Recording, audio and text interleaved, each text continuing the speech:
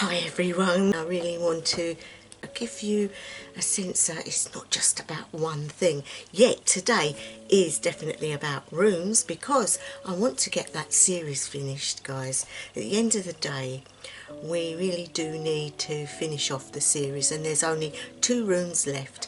So today's video will be about Othala or Othala, a lovely rune, and I'm going to show you what it looks like. Find it. Where did I put it? There it is. Okay guys, there you go. That is Othala, and it is known as the Rune of Home and Hearth. It's that feeling of your inheritance, your plane of existence, the only thing that you've known since you were born, because each family is individual and each family has its own things about it that other families don't have. Now, luck of the draw, down to the norms of course, is to whether or not it's a good inheritance or a bad one. Doesn't mean you can't change that aspect of your life. So what would I mean by that? Well, say you're in a family where you're very, very, very poor. You can look back over the times by doing maybe one of those discoveries of your family tree and find out if there was ever a time when you were actually quite well off, but something happened to cause this curse of being poor. It might be the other way round. You might be born into an influential type of family, one that has got enough to live on, and you could look back and see if there's any royalty, or maybe not. Maybe you come from a very poor background, but through luck, through change, your ancestors were able to gain till it come to your time in your family, and this is what you've reaped. It is again something that we have to learn to accept and move on from and try to make the best of our own lives. So today's rune, Othala, it is number 23 or the 23rd rune in the 3rd 8. So there's only one more to go after this one, guys. Other thing I wanted to talk about with families is every family has its own traditions, its own views on things, and of course you are part of that clan. So again, finding somebody else that is actually okay with those trends can be quite daunting at times, but isn't it funny how we do find those to match up with, who will either give way on what we believe, or they will be the same, or we will give way and take their beliefs on. It's a mixture, and each family is totally an individual, and so were our ancestors, guys. If you go back, you'll find they had many things going on that we don't actually do now. So even though they might be linked to us, they have a lot to teach us, and so it will be for future generations. So Othala is a really great rune for seeking out knowledge, seeking out our past, coming to terms with what we are and what our future for our children and their children might be. Othala is also renowned for being neither negative nor positive. It can also have a darker side, like all the runes, but it is linked to the burial mounds, and that is why you find a lot of Seder practitioners sitting outside by the burial mounds or places like that, because they can link in to the ancestral through those burial mounds. They offer up the spiritual openings and the portals to allow you to go through and find out what it is you need to know. And it is also renowned that they will come back with you and often sort issues out within the different families, and they will be linked to you throughout your existence, and so on and so on. But that link is done through sitting with the ancestors, with spirit outside where the burial mounds are. We can ask for that wisdom, we can meet with them, and we can ask for their help. from when they were living, and we can tap into that and it can help us. So from those that came before comes fresh wisdom. Othala comes to tell you about that inheritance, about what you have been born into, and that can either be negative or positive. And again, we can't let that rule us, because be it negative, we can change it for the futures. Or if it is positive, we can keep that going. So guys, we just need to know everything to help us to deal with it. Obviously there are some things that are passed down, like ill health, you know, certain diseases that we have no influence over. But with new treatments and new understandings on things, we can actually survive. Whereas if you go back a few centuries, the common cold could kill you. So nowadays we don't have that problem.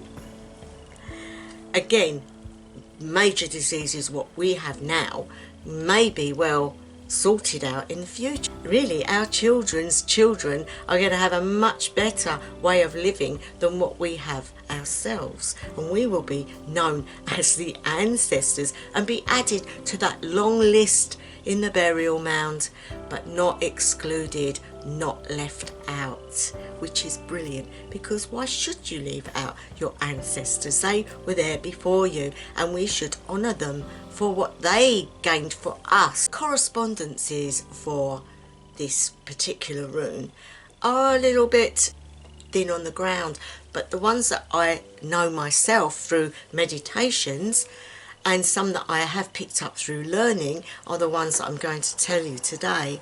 So the first one would be, what colour for Othala? You can use bright yellow and bright red.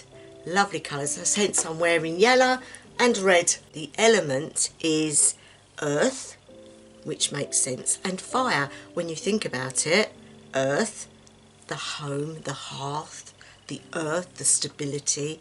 I mean, how do you feel when you're at home? There is an element, strength in that. And fire keeps you warm, keeps you loved, looks after you, nurtures you, gives you light, gives you warmth. So again, the hearth where the fire is filled reminds you of home. The plant would be hawthorn and clover. The aroma, marjoram and neroli. I don't really use neroli. I've never really looked into that one, but I know people that do. But marjoram is really cool in making food. So another one which is very good, homely, part of the hearth, cooking. We eat, we get sustained. The body, that would be inherited traits. So that could be what we look like, the colour of our eyes, what part of the world we come from, what traditions we have. So they're all inherited. Do your family tree, you will find out that there are many traits, and they do change as you go back. So there are things that you don't know of, like you might have come from a totally different culture originally to what you are now. So it's very interesting to do, guys. So that would be the body. Last but not least, the mineral. And funnily enough, people don't think of this, bone. Normally the spine, to hold us upright, for the nerves that go to each part of the body, to link our skull to the rest of us, for our mind, our centre, which keeps us all alive. So again, the bone is the mineral. The gods are brilliant really for this one, because you have Odin, the traveller, the one that would go disguised as an older man who visit different places, and it was how Odin viewed everybody and got an understanding of what people were like and how they were towards people that needed help. So he was the traveller, the one that assessed situations, and his ravens would go off. He would be drawn to whatever area. So he would come in disguise, but he was also a god that was going to lose his life in Ragnarok. Nothing could stop that from happening. The one thing that might have aided him was Tyr, but he lost his hand, the one that held his special sword. So that was a no-go, and we knew he was going to be killed at Ragnarok. So his son Vili, who was really only there for his brother to avenge and to be there in that way, was the one that survived Ragnarok. And he will actually rebuild the world and the other worlds, and he will bring it all back. But he will also have his heritage behind him, the Aesir's background, and it would be able to be taken forwards into a new time for the future generations. So he may not have been as standing as Odin, but he took Odin's inheritance and would bring it into a newness for the new world, for the new worlds. And it's another link to Odin and wisdom and those that have gone before. Magical. So now I think it's time we get on with the path working. So if you'd like to take a seat and get comfortable, before I go, I want to say what's on the altar today. And I have a cloth with yellow in it. So we have a rose quartz heart stone with the candle, which is representing love and that of the family, really. I have Vili with a beautiful sage aroma going on here, and I have Odin in the corner, and we have the Horn of Plenty. If you don't have an altar or you don't have anything to hand, it really doesn't matter, because really it's in here and in here. Make sure you're sitting comfortably and take some deep breaths in through the nose and hold and out through the mouth. Now guys, when you're doing this, to get the benefit of it, go in through the nose and take it right down into the pit of your stomach. Take as much air in as you can. And then when you hold it, let it be natural. Don't force it. Then let it out through the mouth and let all that air come up. Feel it emptying from your stomach. Feel it coming up, coming out of your mouth. That is how we do it. And take another one and out through the mouth. Let all that's around you disappear. Any thoughts in the mind, just let them pass by and forget them. Just be there in the present. And as you do, you will feel lighter and you will feel happy, for you are where you're meant to be, and everything is okay. And so, in our inner mind, we feel the darkness, and open the inner eye, you will see darkness all around you. You are in the time before time. Ninonga Gap. In the distance you can see a pinprick of light to the left and another one to the right. And this would be the pillar of ice and the pillar of fire. These will come together and create what we have now, but not yet, for you are in a different time. You know that you need to see Othala, and there in the distance comes Othala, racing towards you like he's trying to catch you. And as it comes nearer, you know you have to sing out to catch him. So we will sing Othala 3 times. Othala,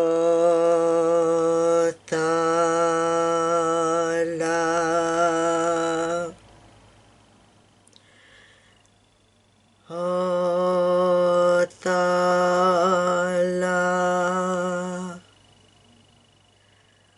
Othala.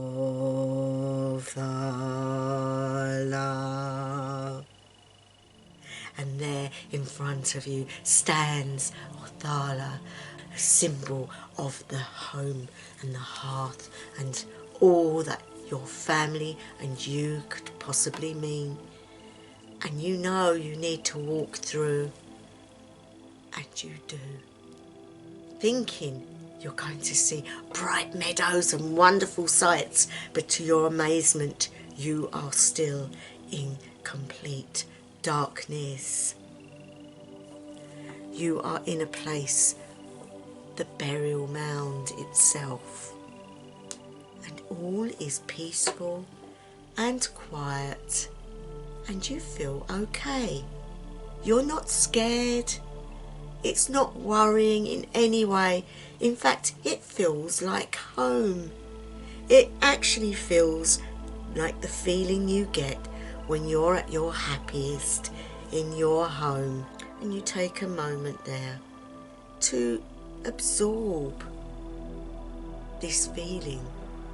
You also know that there are others of your family around you. You cannot see them, but you can feel them, and they can feel you. And you're just there. You just feel safe and warm. You could quite honestly stay there forever. And some of the others sigh a great relief in welcoming you to the past. You are in your death state. You are in the time that you will only know as peace and rest with your ancestral families. After a little while, you can hear a muffled sound. A voice is calling you, and it's a deep voice, and he's saying, "Come, come, ancestors, come, ancestors, I am calling you." You find yourself being lifted up towards a pinprick of light, and it is painful, for you don't want to leave where you are. You are quite happy, but you find yourself becoming you, and you stand there in front of the great Odin himself. He stands there with his spear, and he looks at you and he says, "Welcome, child. Welcome to now. Welcome to what I'm going to show you. For Othala has something to teach you today, and you need to know. You have called me this day. What are we going to look at?" And he says, "Come with me, child. Come with me." You see in the distance a homestead, but it's in the past. It's quite remote and there's not a lot around it.